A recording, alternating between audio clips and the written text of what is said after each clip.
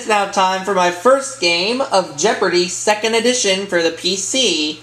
A game I've yet to do on my channel also. Let's see how my luck turns out here. Still have Jay and Patrick, although Patrick's internet derped.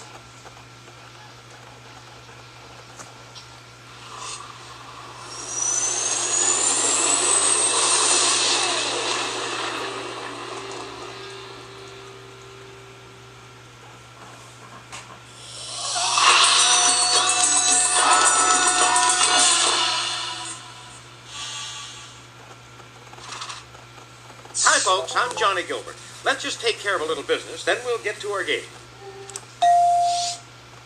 Normal game? Okay, so how many people out there? Player one, what's your name? Player one, here's your buzz-in key. If you'd like, you can also use your mouse to write down your name.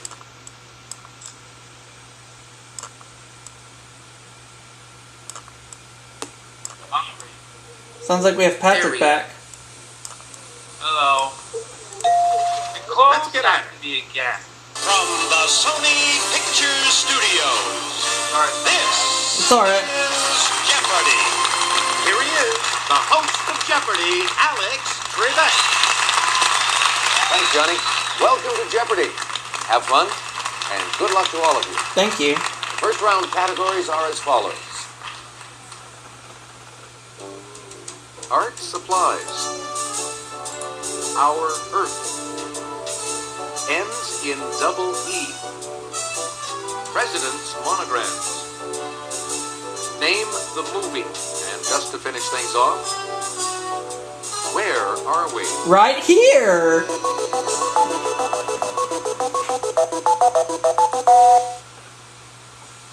Let's get things underway. Player one. Art supplies, 100. A mop, one of these made from camel hair, is used for watercolors. Player one. What is a paintbrush? Exactly. Art supplies for 200. It refers to Ew. any drawing material in stick form, not just the ones made of wax seen here. If you'll just watch this, we'll show you the clue. Player one. What is a crayon? You're correct. Art supplies for 300. You may execute your oil painting on a wooden panel or on one of these, a primed, heavy fabric. Player one. What is a canvas? Exactly. Art supplies for 400.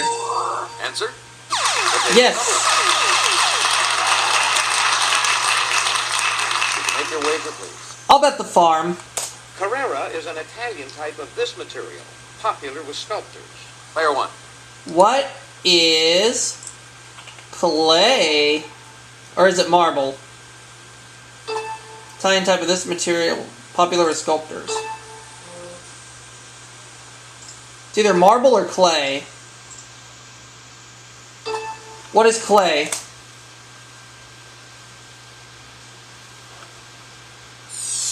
No, too bad. Marble? It is Here's marble. the right response. Marble, okay. Art supplies 500.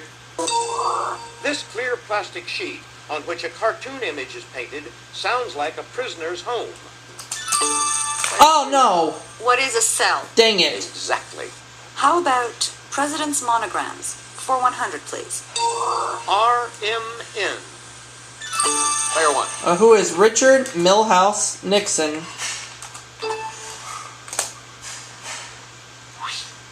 He's the one. President monograms for 200, please. DDE. Player Who one. is Dwight David Eisenhower? Exactly. President's monograms for 300, please. RWR. Player one. Who was Ronald Wilson Reagan? Definitely. President's monograms for 400, please. HCH. Player one.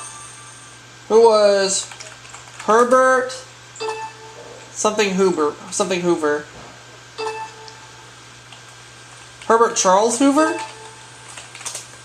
Good guess, but it's not what we're looking for. I don't know what the C. Player Oh, Who was Herbert Clark Hoover? Clark. Exactly. Let's go for name the movie for 100. 1972. I'm gonna make him an offer he can't refuse. Oh no! What is The Godfather? I hit the buzzing button too early. Well done. Yes. Name the movie for 200, Alex. 1995. Houston, we have a problem. There we go. What is Apollo 13? Absolutely. Pick again. Name the movie for 300. 1931. I never drink. Why? Player 1. What was Dracula?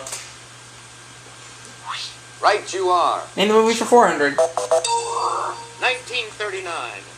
Ah! You cursed brat! Look what you've done! I'm melting! Melting! Player Where's the 1. Wizard of Oz?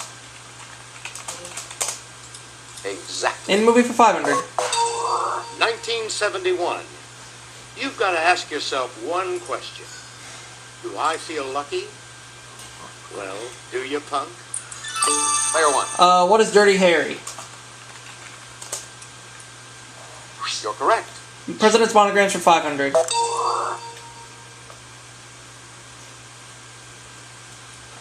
JKP. Player 1. Who was James Keith Polk? Good answer, but sorry. That's wrong. There. Player 3. Who is James It's Knox. Polk? Oh, Knox. Exactly. Okay. Let's go for our Earth. For 100, please, Alex. This outer part of the Earth shares its name with the outer... Player 1. We had this in the 2000 3 PC version. What is crust? Well done. Yes. Our Earth for 200, please. From the Latin for track, it's the path of the Earth around the sun. Player What is 1. an orbit?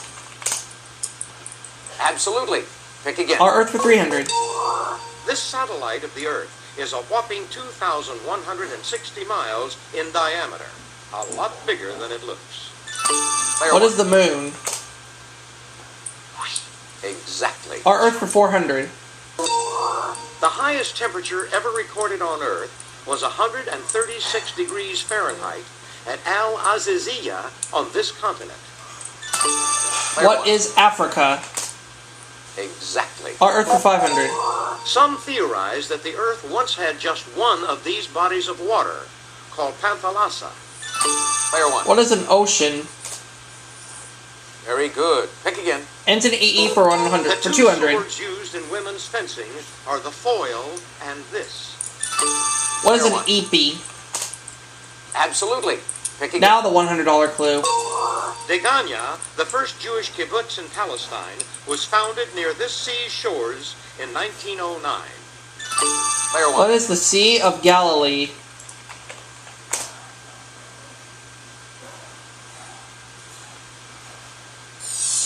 That's it. Exactly. Ends in EE for 300. The woman seen here and W.C. Fields starred in this classic little 1940 film. If you'll just watch this, we'll show you the clue.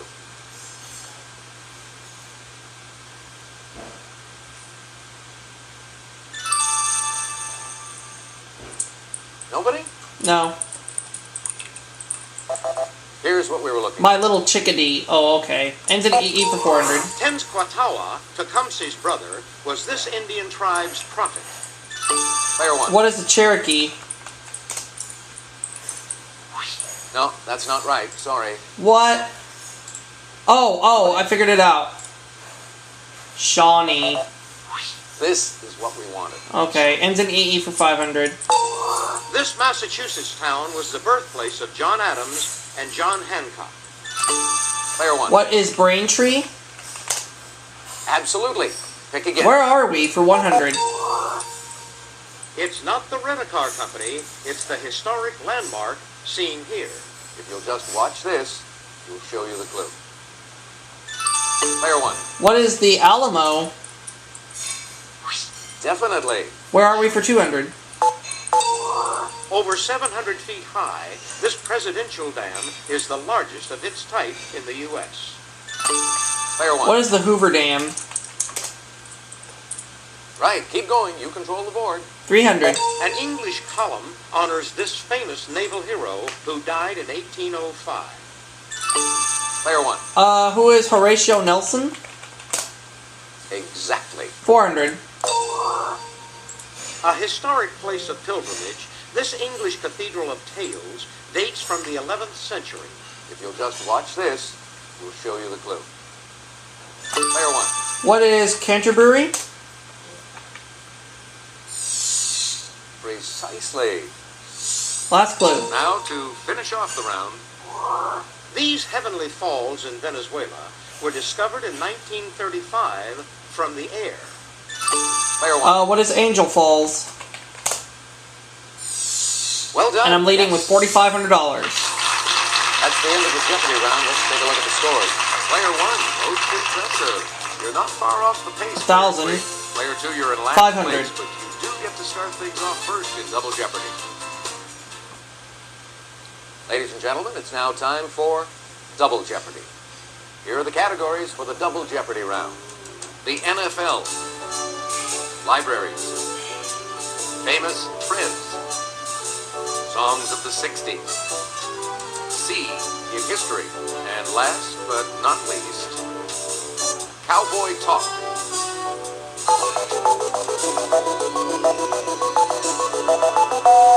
Let's try libraries for 200.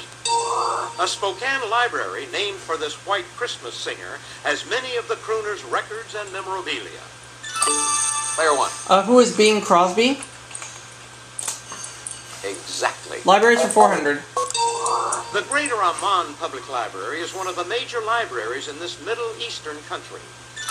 Player one. What is Jordan? Right you are. Libraries for 600. The Theodore M. Hesburgh Library is located at this Indiana University. Player one. What is Purdue University? No, too bad. Oh well. Anyone at all? This is The University of Notre Dame. Okay. Libraries 800. Founded in 1701, this university's library is Connecticut's oldest. Player two. Oh, What is Yale oh University? dang it. Yes. Player 2 beat me. Give me cowboy talk for 200, please, Alex. Yeehaw! If you're belly up or strapped on your horse toes down, you're this. Player two. What is dead? Exactly. Cowboy talk for 400.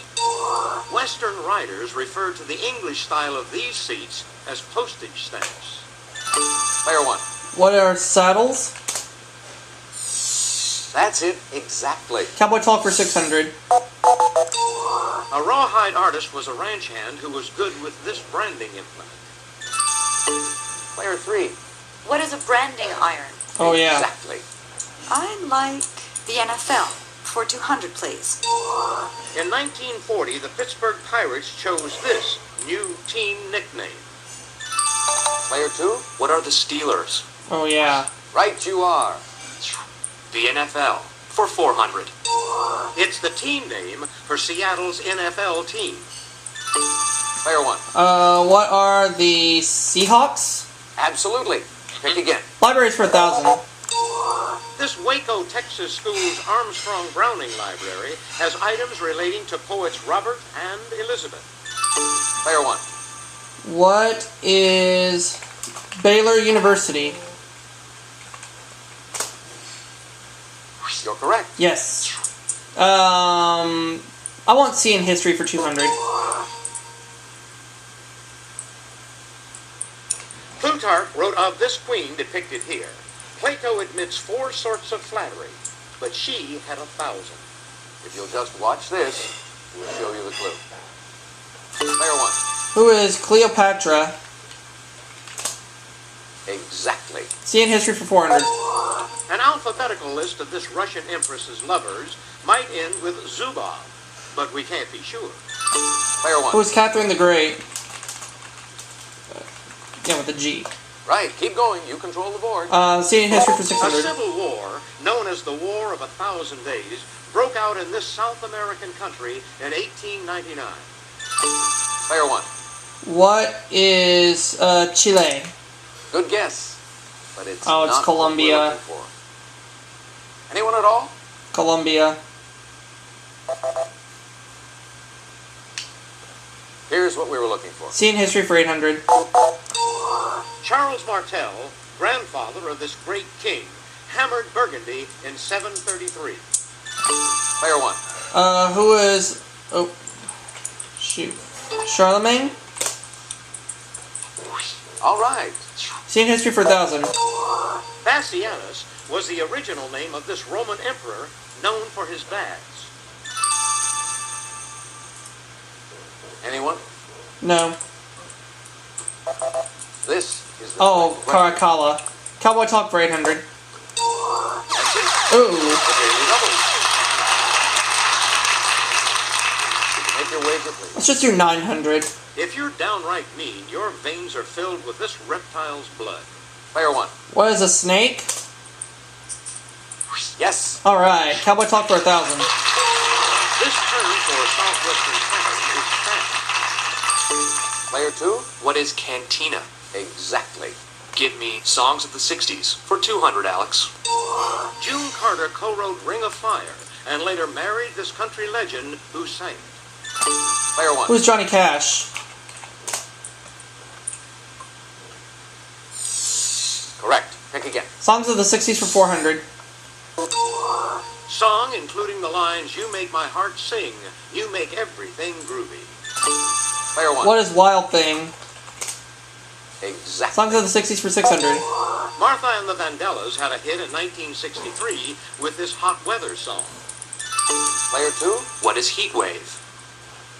That's right. Pick again. Oh, famous Freds for 200. This TV character is a Dino operator at a quarry in Bedrock. Player 1. Where's Fred Flintstone? Oh, yeah, I forgot that T there. Absolutely. Pick again. Famous Freds for 400.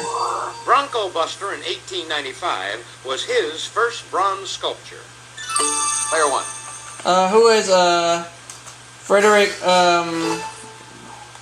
Remington?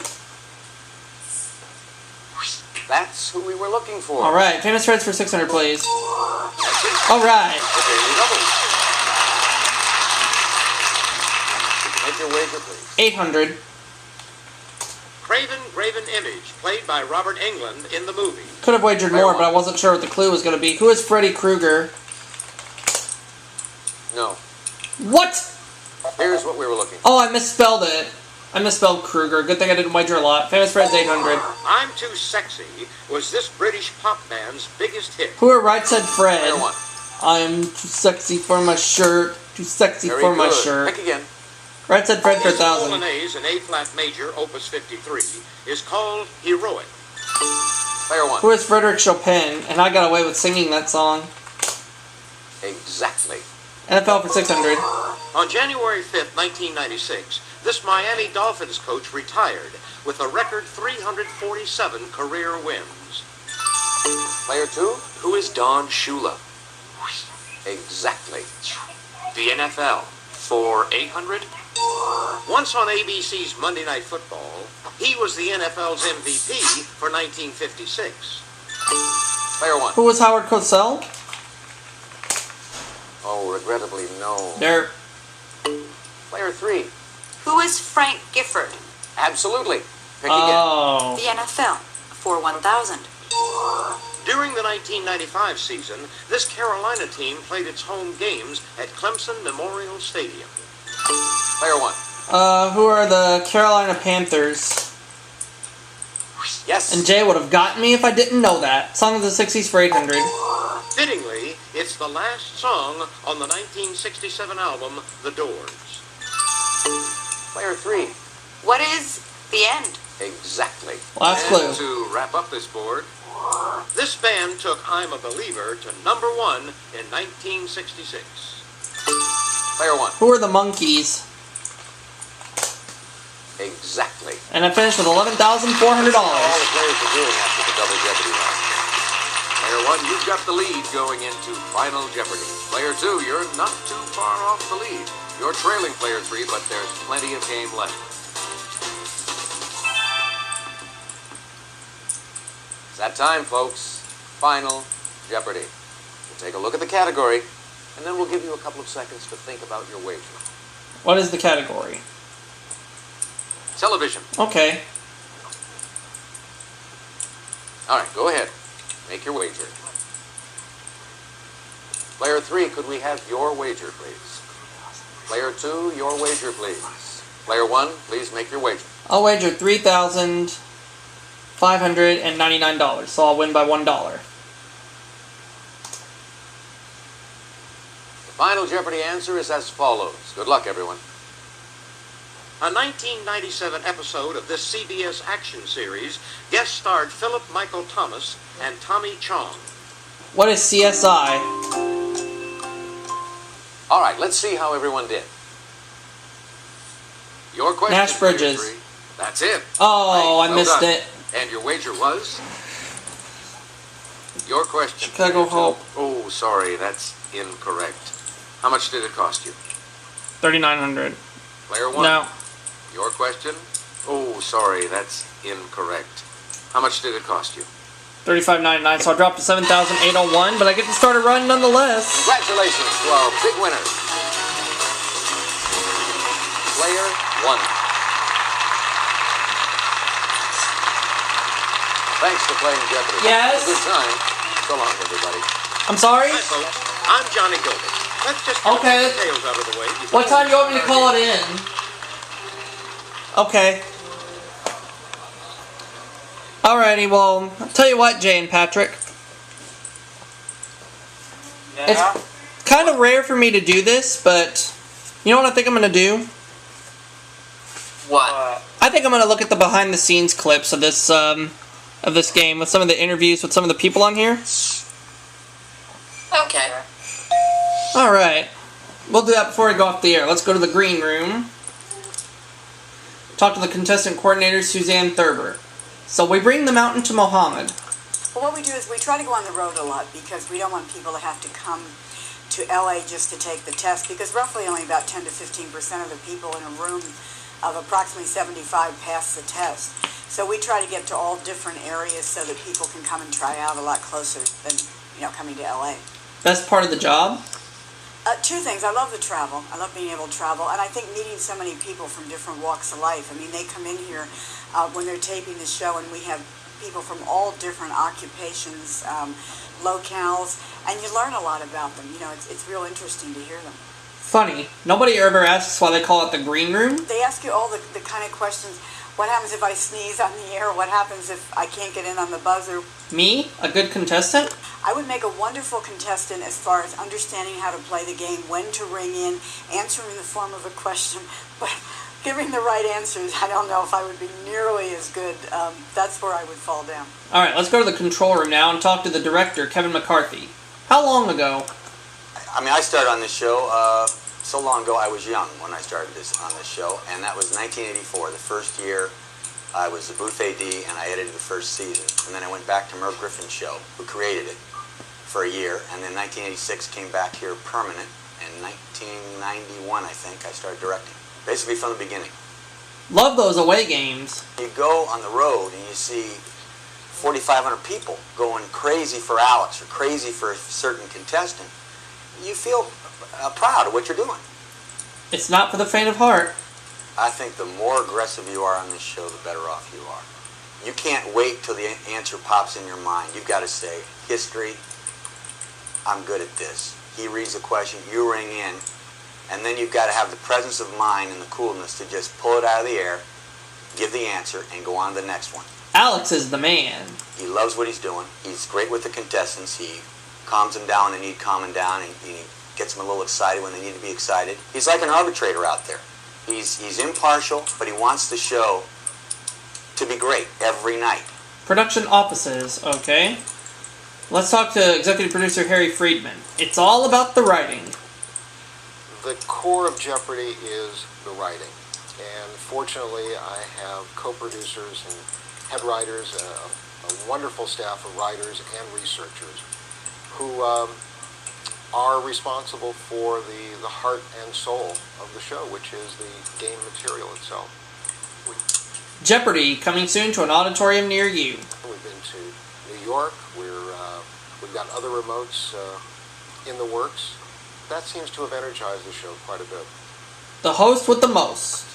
Alex Trebek brings credibility to the show, not only in the way in which he hosts it, but by virtue of the fact that he cares so much about the integrity of the show and is such a professional that I think that comes through in his performance. To expect the unexpected. That's one of the things we always have to be aware of, is that there could be some other answer out there that could be right, that we're not aware of, even with all the research that we do. We will stop tape, we'll research their answer, and just like in baseball, well, where all ties go to the runner, in this case, all ties go to the contestant. We're always looking out to rule in favor of the contestant whenever possible. Jim Ryan and Gary Johnson, writers. A Jeopardy writer's qualifications. You have to be well-rounded. You have to be interested in a wide variety of things, and everything from history to sports to what's on today, the cover of today's LA Times. My favorite category? I think it was dead celebrities, but they wouldn't let me do that one. So yeah, but we'll get that in one day. My favorite category, part 2. We had one called Dr. Seuss Meets the Bard, and we had different quotes from Shakespeare as if Dr. Seuss had actually written them, and I thought that was quite amusing. Got a lot of laughs anyway. We're talking dream job. The best part of my job is that every day is an adventure, and I don't have to join the Navy for it to be an adventure. Everything we do is exciting, and anything you're interested in can become material to put in a show. There's not an area we won't go to and be interested in as part of the job. Dressing room. Now let's talk to Alex Trebek himself. I'm not really one for sitting around. I came to the United States in 1973 to host a show called Wizard of Odds, and I've been very fortunate since then to have been gainfully employed most of the time. I wish I had a colorful and interesting story about how I got the job, but basically it goes something like this. I had hosted Wheel of Fortune for a period of 1 week to replace an ailing Chuck Woolery, who was the regular host at that time. And I did that for the Merv Griffin people. And I guess they remembered me, and when they brought back Jeopardy into syndication in 1984, they called me and said, "Look, we're going to bring back this old game show called Jeopardy. Would you like to host it?" And I said, "Yeah, sure, it's a great show." Be all that you can be. My job as the host is to provide an atmosphere in which the contestants can do their very best. It's like that U.S. Army commercial, be all you can be. We want our contestants to be all they can be. We want them to do well. We want them to win a lot of money. A typical day. Well, I come in early on tape day. We usually tape 2 days a week, and we'll do 3 weeks on, 1 week off, that kind of thing. I will start at about 8 o'clock in the morning going over the 5 games that we will be taping that day. I look at all of the material, all of the clues. If there are words that I'm not familiar with, I look them up in dictionaries. If there are foreign words, I ask our researchers to help me with I think that's as far as I can go here so far. Let's see. It's exciting. Oh, no. Well, I come in early on tape. I can look at the others. Jeopardy, The Road Show. It's exciting for me. It's exciting for the people in the audience because they haven't had a chance to see us, and they probably never will unless they come to Los Angeles.